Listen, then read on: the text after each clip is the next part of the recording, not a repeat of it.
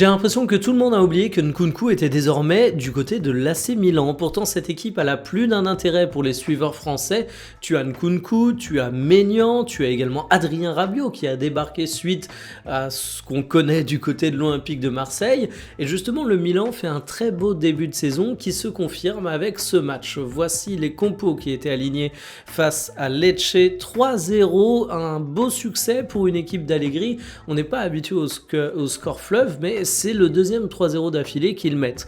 Au cours de cette rencontre, j'ai justement beaucoup apprécié la prestation de Nkunku qui a été buteur, mais au-delà de ça, très efficace dans son utilisation du ballon, pertinent au duel, et c'était pas le seul Français en vue parce que Rabiot a signé un gros match, mais depuis son arrivée au Milan, il est juste impérial. Son jeu long a été ici délicieux, c'est un mec qui est fiable, c'est un mec qui sait parfaitement comment Allegri fait jouer ses équipes, et c'est un rock au milieu de terrain. Je me dis que c'est définitivement une grosse perte pour Marseille.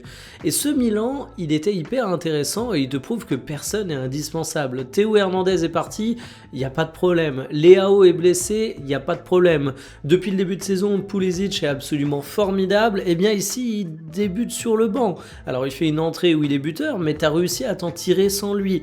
Et j'avais beaucoup de craintes sur ce que ce Milan allait donner en termes de qualité de jeu avec Allegri.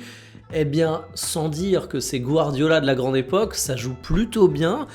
Donc je dois vous avouer que c'est un projet qui m'intéresse fortement et je suis pressé de voir si Nkunku va pouvoir y effectuer sa grande renaissance.